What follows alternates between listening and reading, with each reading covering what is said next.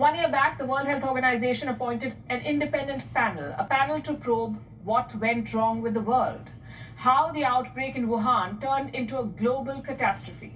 This panel was supposed to deliver an impartial, independent and comprehensive review of the global response to the pandemic. They began their work in September 2020. Now we are in May 2021. Their report is out and it does not blame China.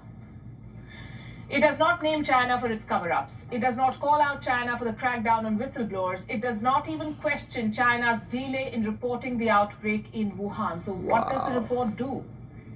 It delivers a lengthy and detailed explanation of how this pandemic began without naming any country or leader. This should be compulsory reading on how to sit on a fence if there is such a course. Before I tell you what the report says, let me tell you about who wrote it. A panel created by the World Health Organization, and this is different from the panel that investigated the origins of the pandemic. This panel, the one we're talking about tonight, focused on how the outbreak became global. It was led by two individuals, Helen Clark, the former Prime Minister of New Zealand, and Ellen Johnson Sirleaf, the former President of Liberia. This report is called COVID-19 Make It the Last Pandemic.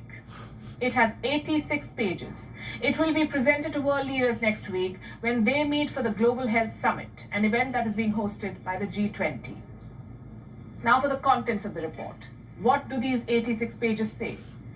Question number 1. Was this pandemic avoidable? The answer is yes.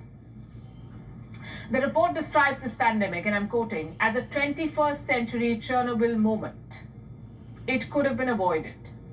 Why wasn't it? 3 reasons, 3 failures that created what they call a dangerous cocktail. China. Poor choices by global leaders. Number 2, an unwillingness to tackle inequalities. And number 3, a lack of coordination. Put together, these 3 factors allowed the pandemic to turn into a quote-unquote catastrophic human crisis. Question number 2, how did this crisis begin in Wuhan? The report does not offer any real answers. It tries to reconstruct a chronology of events. It says the emergence of the virus was characterized by a mix of some early and rapid action, but also by delay, hesitation, and denial. By whom? They have steered clear of the 5-letter name. So we'll say it for them. China, delay and denial. What is this investigation based on? And I don't know how to say it with a straight face, but I will. This is based on a review of WHO documents and interviews.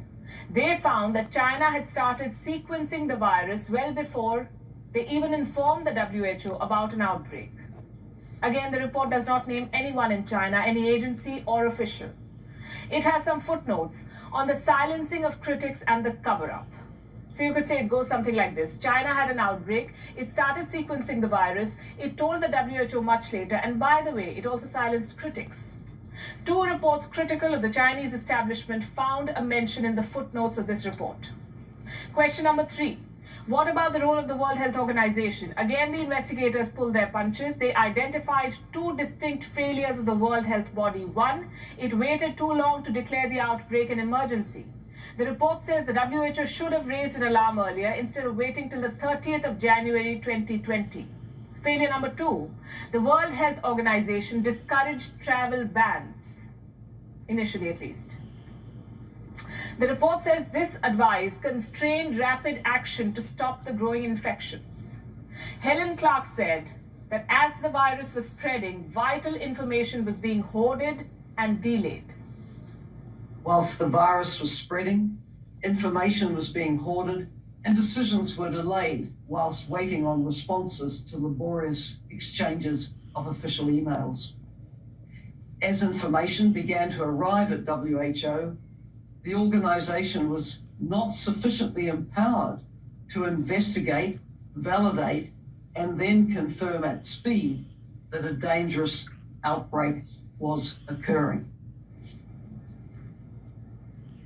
What about the role of Dr. Tedros? Again, the report fails to assign any blame, nothing on how Dr. Tedros was praising China's response in the early days. What about the conflicting advice on human-to-human transmission? The report does make a mention of it, but it sounds like the panel is giving some retrospective advice to the WHO. They say that the World Health Body should have told countries to quote-unquote assume that human-to-human transmission was occurring. So what's the panel's conclusion about the WHO's role? It admits that the World Health Organization, the WHO, dropped the ball on more than one occasion. An emergency could have been declared early. But member states too did not take the threat seriously. We believe, however, that even with the current systems, a public health emergency of international concern could have been declared by at least the 22nd of January. Even following the declaration on the 30th of January, February was a wasted month. Despite clear warnings, far too many countries believed it would not affect them, and they adopted, in effect, a wait-and-see approach. Well, Trump took action. He closed the borders. Again, the co-chair of the panel does not take any names. The report goes on to recommend major reforms to the WHO. It should be empowered to swiftly conduct investigations into new outbreaks in any country. It calls for the creation of a new global health threat council. It suggests that the WHO Director General should serve only a single 7-year term in office. An incumbent should not be allowed to run for re-election. Now, these reforms are necessary.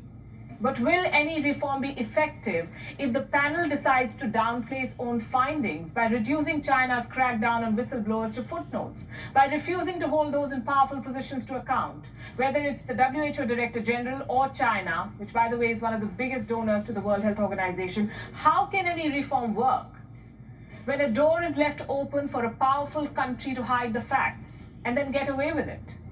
The world is hesitating in calling out China for its cover-up. And Beijing is now openly leveraging this silent exoneration. The International Federation of Journalists has released a report. It says China is now using this pandemic to boost its global profile. This report gathered data from 54 journalist unions in 50 countries and territories. More than half of them said that coverage of China in their country is now more positive. In some countries, China has become the source of the most accurate information about the Wuhan virus. So here's what's happening. After unleashing a virus on the world, Beijing is controlling the global narrative on the pandemic. This year, it dictated the report on the origins of the virus. It refused to give raw data on early cases, and now with global leaders declining to blame it for the outbreak, China has the opportunity to whitewash all its sins.